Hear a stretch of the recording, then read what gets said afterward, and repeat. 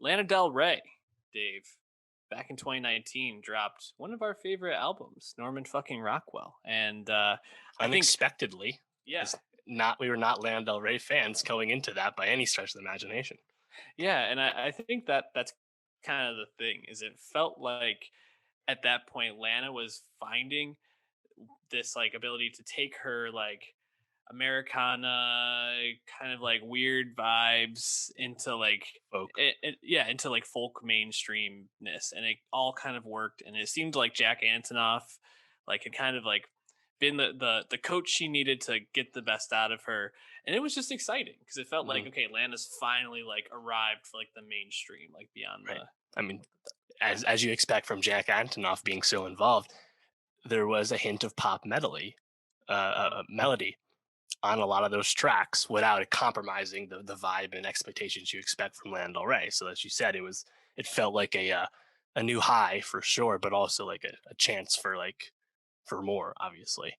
But Chemtrails Over the Country Club, an album she had announced in one form or another soon after Norman Mhm. fucking Rockwell, finally here after some delays. And Jack Antonoff's still involved, but I don't think it's gonna give many people the same impression as the last one did, which had many Grammy nominations as a result. Yeah, and we'll get to this, but with a lot of the Jack stuff we've heard, at least from the production side recently, it's been a lot of like stripped back, toned back type stuff. Potentially this is a result of COVID, quarantine. People being a little bit more like introspective with their just lived experience right now. But that continues on Chemtrails over the Country Club, and even though I think there's still some like really standout moments for me on this album, and I still think the album's like decently good. Uh, does not come close to Norman fucking Rockwell for me, and I feel a bit let down, honestly. Yeah, I definitely feel let down just because there was not a lot of songs that I was like, I want to hear that one again. Because again, I was not a Lana fan going in, so a lot of those early hallmarks of hers, you know, didn't really do much for me.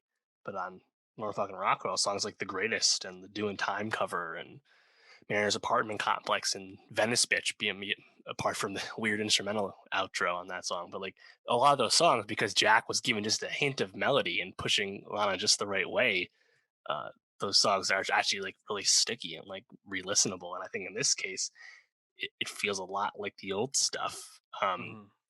And that's just not appealing to what I want to hear from her. I think there's some moments, but yeah, just generally, I think the lack of like accessible pop melody on this one, Yeah, and like just I think also it's kind of like more stripped down, more acoustic again. Like right. there's just not a lot for me to latch on to. Yeah, this is real like folk Americana, Lana Del Rey being weird type stuff. I mean, even at some points kind of delves into country, and I think there's like some moments that I really loved. So, for example, I think Dark but Just a Game was a real standout for me. It's toned down, but it has this like R&B ness to it. Just like really like it's like that track is all about the vibes for me. I really thought like the moment in Wild at Heart when Lana's like washed out vocals like shift to like the more like clear and like concise, and like the guitars kind of come in. I thought that was a great moment. Saw you shaking your head.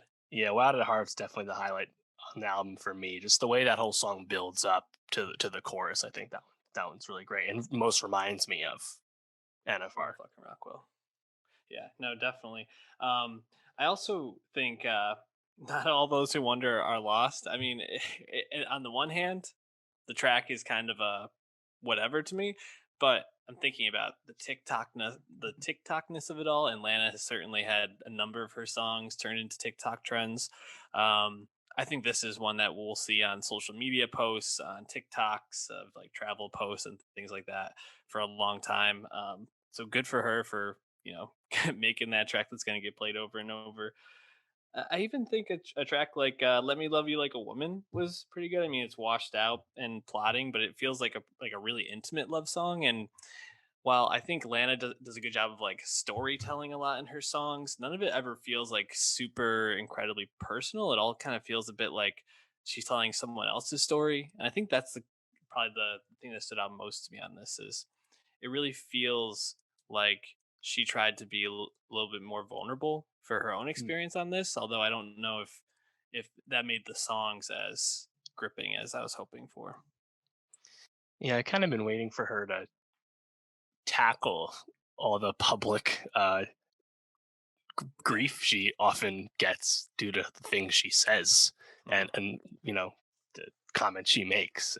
Again, right after Norman fucking Rock and all the most critical claims she had gotten for her whole career, there was many new news cycles regarding things she said and did and all that, right?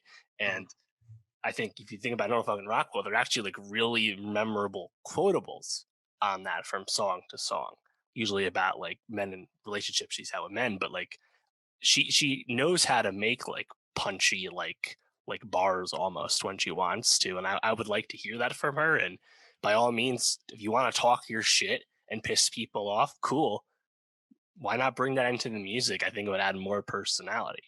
um Again, I found a lot of this pretty inaccessible. um I know fucking Rockwell, you had a Sublime cover doing Time, which I think was awesome. This time at the end, you get a Joni Mitchell cover of For Free. How did you feel about going back to the cover well here? Yeah, I mean, I don't mind if she's gonna make this like something she does on her albums, and you can do worse than covering Joni Mm. Mitchell. We I like thought, Miley Cyrus doing it last yeah, year. and I thought it really fit for the whole vibe of the album. You know, so I was okay with it. I actually really liked the track "Breaking Up Slowly" though with Nikki Lane. I thought Nikki Lane's vocals really stood out to me on this whole thing. You know, you get a lot of Lana and a lot of like washed out stuff on this, but she really shone through at that point. So I was really impressed with that track too. So I mean, I don't think it's her best stuff. I don't think it's necessarily terrible music. I just think it's this trend of being stripped back. Now I do have to say, Dave, the next Antonoff project we probably know of is Lord. Is this stripped back acoustic trend going to keep going like Folklore and Evermore and now Chemtrails? Ugh, I had not considered this until you brought it up, but that would be a very unfortunate. I can't have Lord's third album be a disappointment. I just can't have that. So I'm not gonna. I'm gonna choose not to think about that. But if you like Lana Del Rey or you don't, you don't have to wait long for more music because she just announced another album. Her eighth album, Rock Candy Sweet, is evidently out June 1st, 2021. We'll see if the date sticks, but she's been working.